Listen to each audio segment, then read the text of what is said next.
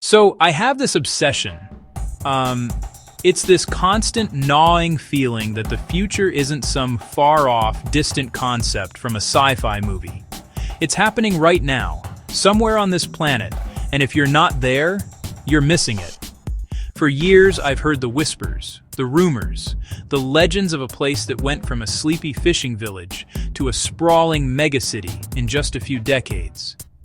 A place where ideas turn into prototypes overnight, where the skyline reinvents itself every single morning, and where the pulse of innovation beats so loud you can feel it in the pavement.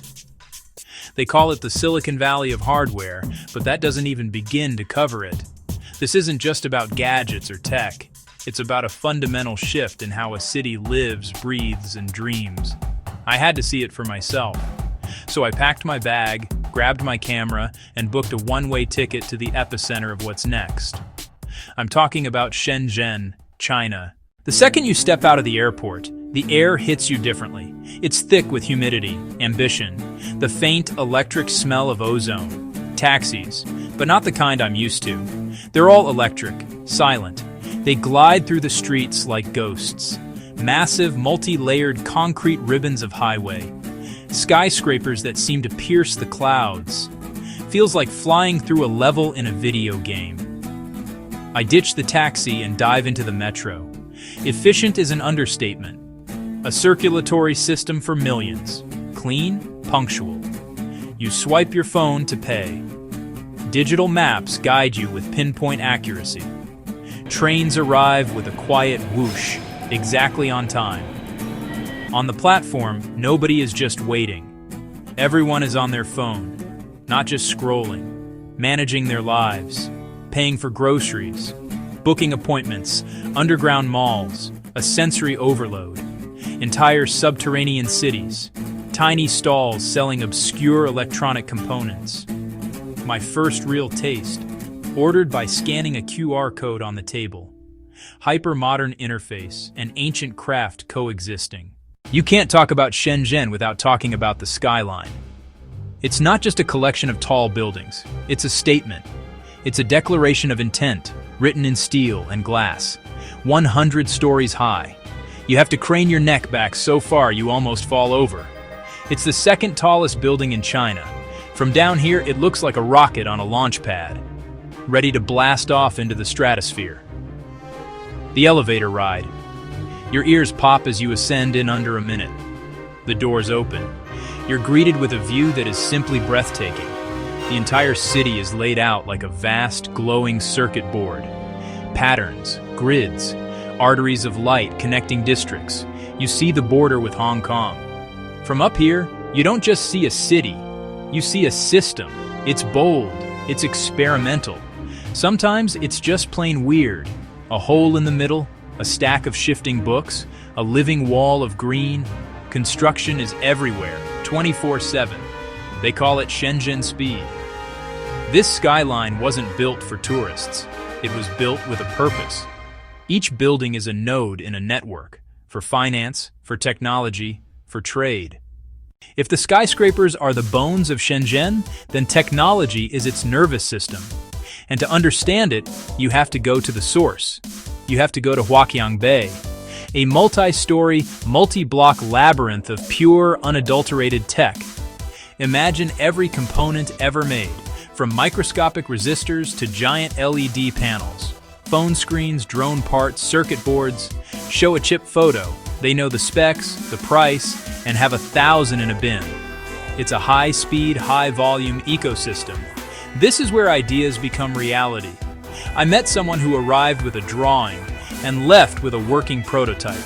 Source parts, assemble, design packaging, all within a few blocks. The iteration speed is mind-blowing. Finished products everywhere, foldables, AR, delivery robots. Shanghai has evolved, remixing, improving, iterating at lightning speed.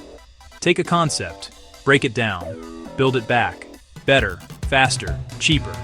It's messy, it's chaotic, but it's where the future is assembled. But then you see the other side. Public parks are full, not just weekends, but Tuesday afternoons. Elders practice Tai Chi. Groups perform fan dances. Families fly kites. Couples picnic. Business people decompress. Almost everyone is from somewhere else, chasing opportunity. Teen dances next to a grandmother selling traditional snacks. Everything runs through super apps. Wallet, messages, social, doctor, utilities. At night, public squares pulse with synchronized dancers, skaters, calligraphers, a collective heartbeat. If you want to see the future of transportation, come to Shenzhen. A silent, all-electric taxi fleet, tens of thousands, 16,000 city buses, all electric. A city of 20 million that is shockingly quiet. Public transport is so integrated, a car feels like a hassle. I scanned a QR, rode 10 minutes, left it by the metro, for a few cents. It's a system designed for people, not cars. I'm talking about autonomous vehicles. You can hail a self-driving taxi in parts of the city. I had to try it. Sitting in back with no one up front, the wheel turning like a ghost. It navigated traffic, stopped at lights, yielded to pedestrians. It's not a gimmick, it's a functioning service. Low-altitude logistics, delivery drones, are becoming common. I watched a drone land with my coffee on a rooftop pad. Companies are building express drone routes, meals and packages in minutes. Looking up at a swarm rewires your brain. This isn't novelty. It's how you move 20 million people and their goods efficiently, cleanly, safely. Policy plus infrastructure plus fearless tech adoption. Built, tested, lived here. It's a blueprint for the megacities of tomorrow. So I came here looking for the future, and I found it. But it's not what I expected. It's messier, more human, more complex. The future is a city that is deafeningly quiet because its buses and taxis are electric. A grandmother buys groceries with a glance. A 20-year-old ships a prototype in a week. The tension between relentless work and a need to dance together at night. What's the price of moving this fast? What about privacy? Can a soul rise as fast as a skyline? Shenzhen is a laboratory. Some experiments fail. Others define how we all live. Leaving it feels like a trip to the year 2040. The future is built, decision by decision, brick by brick, line of code by line of code. You have to see it to believe it.